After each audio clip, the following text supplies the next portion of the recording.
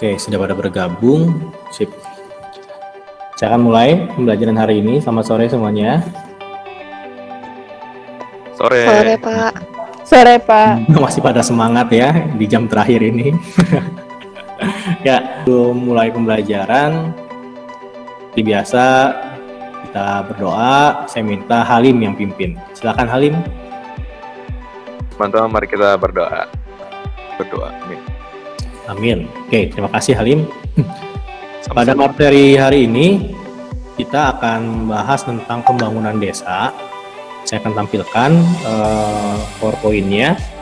Tapi sebelumnya saya cek kehadiran di sini baru beberapa yang hadir. Jadi buat kalian sudah bergabung, silakan jangan lupa untuk melakukan absensi ya di Google Classroom. Oke, saya tampilkan. Sudah kelihatan ya Halim ya? Kelihatan, Pak. Oke. Di sini untuk materi kita hari ini tentang usaha pemerataan pembangunan di desa. Adapun tujuan pembelajarannya di sini adalah peserta didik dapat menyimpulkan pembangunan desa dan kemudian dapat menelaah perkembangan dan kemampuan masyarakat untuk mengelola potensi desa. Nah, berikut ini adalah materinya. Sebelumnya silakan absensi dulu ya di Google Classroom. Nah, ini dia pertemuan kita yang ketiga, usaha pemerataan pembangunan di desa. Nah, salah satu pembangunan nasional yaitu berkaitan dengan pembangunan desa. Di sini ada Undang-Undang Nomor 6 Tahun 2014 Pasal 79 Ayat 4. Nanti silakan Kelly tolong dibuka, di searching apa kira-kira isinya. Nah, untuk kerangka berpikirnya, di sini berkaitan dengan pembangunan desa. Nanti untuk pembangunan desa, itu tidak lepas dari adanya lembaga desa. Kemudian, ada juga terkait dengan potensi desa. Nah, hal ini yang akan berpengaruh terhadap pembangunan di desa itu sendiri. Untuk lembaga desa, di sini dapat menyelesaikan permasalahan desa yang ada. Nanti untuk permasalahan desa itu, ada yang dari segi manusianya atau masyarakatnya, geografis, dan juga dari pemerintahan seperti itu. Nah, kemudian di sini ada faktor penghambat, dan yang ketiga adalah usaha pembangunan. Nah, ketiga hal ini harus ditangani oleh lembaga-lembaga desa. Nah, ini adalah kerangka berpikir di map ini. Kemudian di sini ada beberapa masalah yang berkaitan dengan proses pembangunan di desa, seperti yang disampaikan di awal tadi. Yang pertama adalah masalah pada kondisi geografis desa. Kalau misalnya kaitannya dengan kondisi geografis, berarti berkaitan dengan kondisi fisik si desanya ya. Contohnya kira-kira ada yang bisa menggambarkan nggak kondisi geografis itu berkaitan dengan apa? Letak, Pak. Jadi letak, oke. Nah, berikutnya, di sini ada masalah yang berkaitan dengan keadaan masyarakat desa. Nah, kaitannya dengan masyarakat desa seperti apa kira-kira? Mata pencaharian. Mata pencaharian, oke. Dan yang terakhir, masalah mengenai pemerintah desa. Nah, ini banyak yang keliru gitu ya, pemerintah desa di sini keliru di sini maksudnya adalah ketika ada anggarannya harusnya dialokasikan untuk pembangunan desa, ternyata anggarannya disalahgunakan. Nah, itu adalah masalah. Nah, di sini ada faktor-faktor yang menghambat pembangunan desa, ya. Ada 5 contoh. Nah, di sini beberapa usaha untuk mengurangi faktor-faktor penghambat pembangunan desa, ada beberapa. Nah, ini adalah lembaga-lembaga pemerintahan yang bertujuan untuk membangun desa tersebut, ya, desa yang bersangkutan. Nah, ini adalah beberapa fungsi LKMD. Boleh dibacakan, Halim, fungsi dari LKMD apa?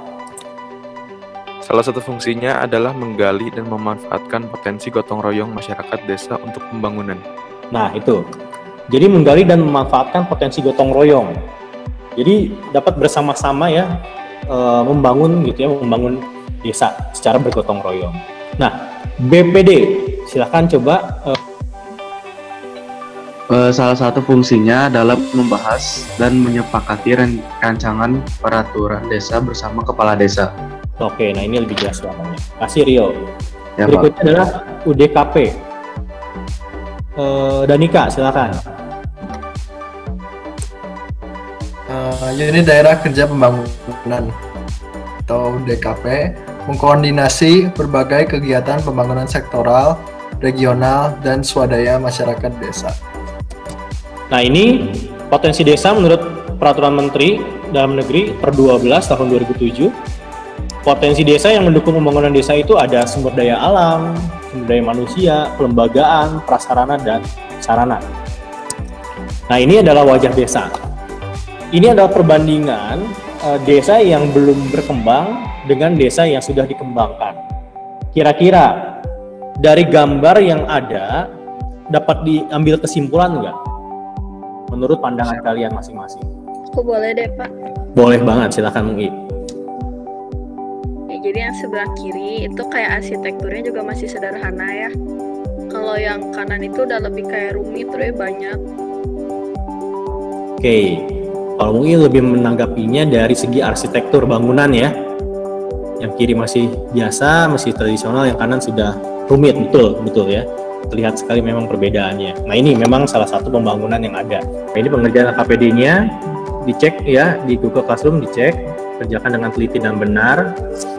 Jadi untuk mengerjakan LKPD silakan simak videonya, linknya sudah tercantum di sini sambil saya share LKPD-nya ya.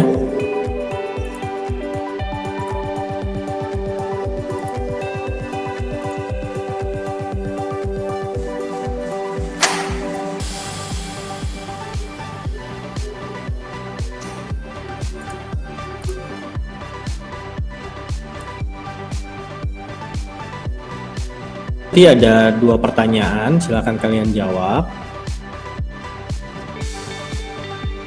Untuk pengerjaannya, saya akan tampilkan. Ini perhatikan daerah di sekitar kamu. Pengembangan dari sektor apa yang dapat dirancang dan dilakukan untuk melakukan pembangunan wilayah desa di tempat tinggal kamu berada. Ketika saya random seperti itu. Nah, ada pertanyaan di sini untuk pengerjaannya. Bapak ini individu atau kelompok, Pak? Individu. Jadi silakan kalian kerjakan secara individu. Kalian simak dulu videonya, kemudian nanti kalian bikin kerangka berpikirnya tadi, serta yang poin nomor 2 ya, potensi apa yang dapat dikembangkan, terus kira-kira dirancang supaya dapat melakukan pembangunan di desa seperti itu. Nah, nanti hasilnya dikumpulkan di sini di lembar LKPD. Nah, setelah ini selesai, kalian bisa mengerjakan evaluasi. Ya, silakan kalian kerjakan semuanya masing-masing sendiri ya, nggak berkelompok.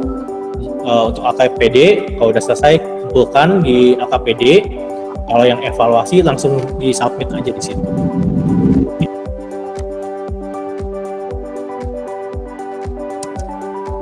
Dan ketika sudah mengerjakan LKPD, jangan lupa ada evaluasi yang harus kalian kerjakan, bentuknya pilihan ganda, dan sudah tercantum juga di Google Classroom. Silakan dikerjakan, jika sudah selesai nanti kalian submit ya, jangan lupa.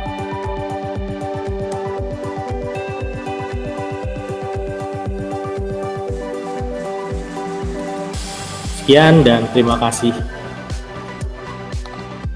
Jadi kita dapat ambil kesimpulan di sini, kita diberikan informasi terkait pembangunan desa ya, langkah-langkah pembangunan desa, apa aja hambatannya, kemudian faktor-faktor pendukungnya seperti apa, sehingga desa ini dapat berkembang dengan baik. Oke, kalau cukup jelas, saya tutup sampai di sini materinya. Terima kasih untuk perhatiannya. Silakan kalian kerjakan tugas yang ada. Jika sudah selesai, silakan dikumpulkan. Itu aja dari saya. Seperti biasa, masa pandemi seperti ini tetap jaga kesehatan ya. Di ujung pembelajaran hari ini kita tutup dalam doa. Silakan Halim pimpin dalam doa. Teman-teman kita berdoa.